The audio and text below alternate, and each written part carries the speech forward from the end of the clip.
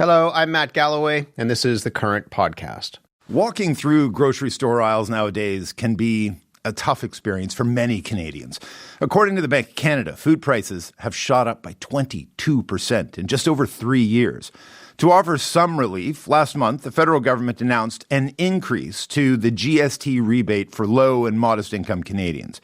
Those who qualify will see their GST credit up 25% for the next 5 years, with a higher one-time payment this year. Betty Lou Suter is the CEO of Community Care in St. Catharines, Ontario. That organization helps those who need food, clothing, and shelter.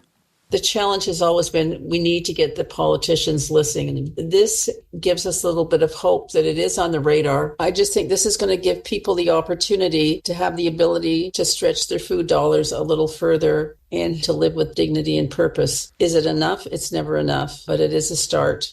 Well, Christina Kennedy is a single mom of 4 children. She's on a fixed income and lives here in Toronto.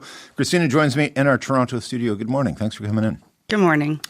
Can you tell me a bit about your family and what these past few years have been like for you and you guys?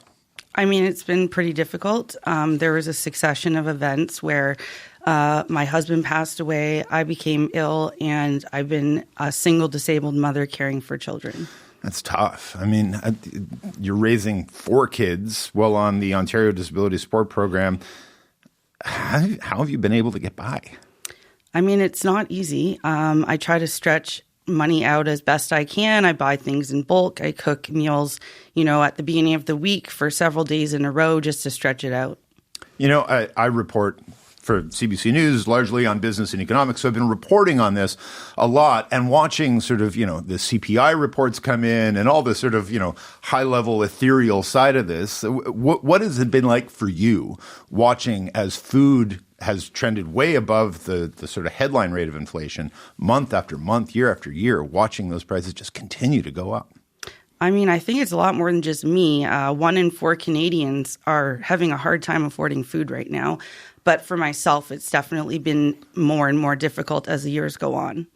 Like, I feel it going through the grocery aisles. What's it like for you when you show up at the grocery store and try to figure out, how am I going to make everything last this week, this month, whatever it may be? It's pretty frustrating, especially when there's no continuity with the prices. It seems like there's no rhyme or reason when they go up. Do you mind if I ask just how much of your income goes towards groceries every month? So half of my income goes directly to rent. Then a quarter goes to bills. And what's left, I basically try to stretch that out and have it go to groceries. I wonder, what has it been like, you think, for your kids watching you? I think we all have those kind of core memory experiences of like sitting in the grocery cart with my mom going through the grocery store. What do you think this impact has been on them? I mean, we try to shield our kids the best we can, right? But it is difficult because sometimes there's things that I just can't get them that they may want. Right. So let's get into the heart of this. The government has announced this GST rebate. It existed. What they've done is boost it and increase it, getting it through the House Commons last week. How much of a difference do you think this can make for you and for your family? I think it's great. I think any little bit helps, but I think there definitely needs to be more initiative to give more funding to food banks and make some more programs to help families long term, just because the inflation is just not sustainable on people's incomes. Right. What like if you could wave a magic wand, what would you like to see them do? I would really like to see food programs for families, maybe, and not just people on disability, any low-income person, whether you're working 4 jobs or you're on welfare, it shouldn't matter if you're struggling. There should be grocery card programs to help families alleviate the stress of buying groceries. I mean, and at the end of the day, giving you a bit of extra money doesn't bring down the cost of groceries. It just helps you cover those increased costs. Do you get the sense that something more needs to be done to address the supply problem? Like, at the end of the day, the problem is that groceries cost more, not that you don't have enough to sort of cover the bill, right? Absolutely. I think that a lot more needs to be done to address it, but I don't really know the answer, to be honest with you. It's a pretty complicated situation. Well, you've assumedly got pretty good at trying to figure out how to scrimp and save, and I'm assuming you cut coupons. Do you have advice for people out there that are sort of struggling to make ends meet? Definitely, you can go to your local food bank. Right. You can try to buy things in bulk. I definitely do go to stores when there's sales. I go to several different grocery stores, and I keep my eye on, the different sales and promotions all the time. Do you, there's a stigma to this. Absolutely. Is there a community that you've been able to find to talk to people to get advice like that about how to scrimp, how to save, where to find deals, where to find support when you need it? Or is it hard to have those conversations? It is very hard to have those conversations. I think there is a lot of stigma. And so it's an uncomfortable conversation that a lot of people really don't want to have. There's a lot of judgment from, even family members at times, and it can be very difficult to kind of broach that conversation with people.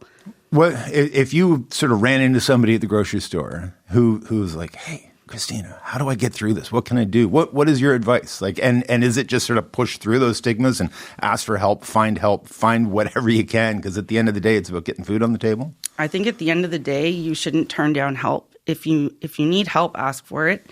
None of us can do it alone. We all need help sometimes. And that's something personally I definitely went through. I didn't want to ask for help initially. Right.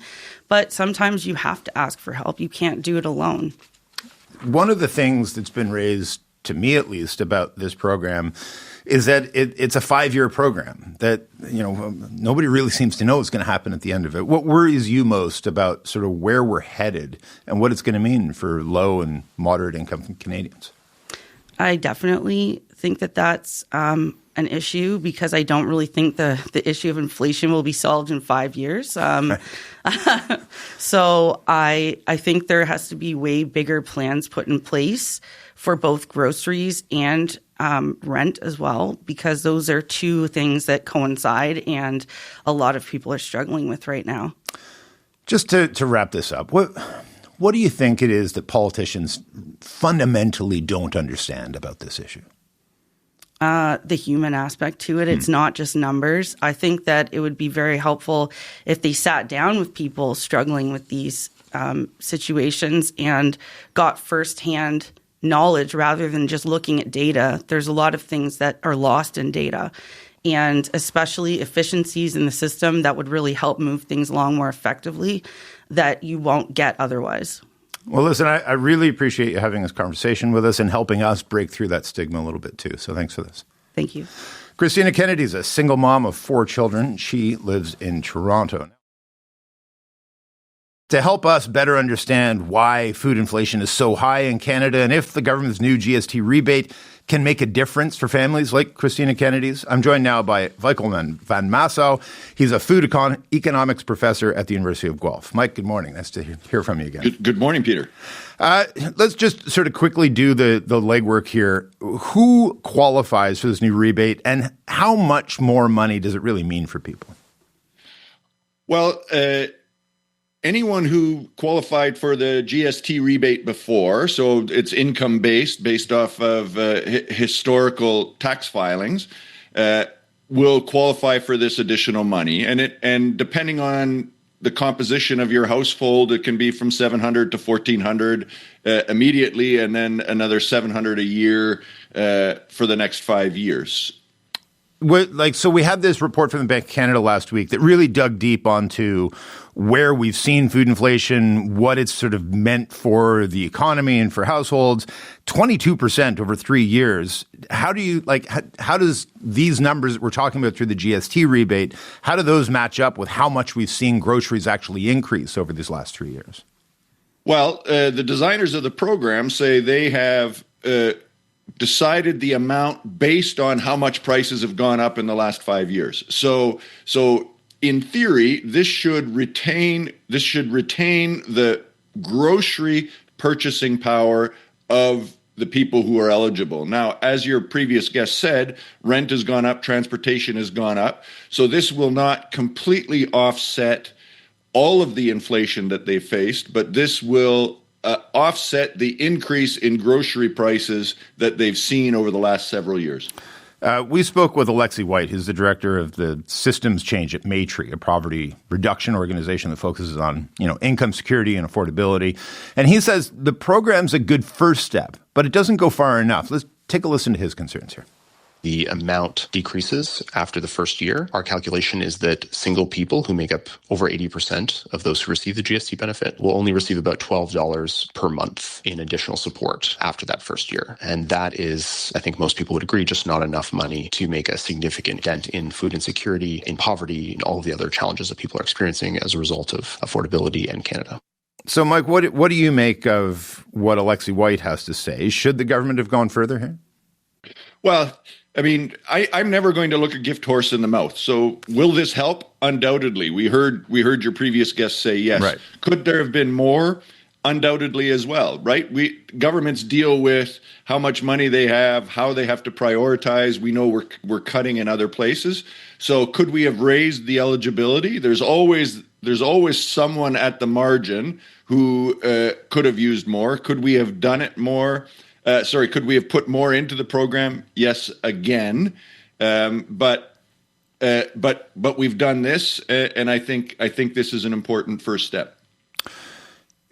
I often lean on you in my reporting on business and economics to help Canadians understand what on earth is going on with food inflation. Can you just walk us through why we're seeing this continued increase in food prices right now?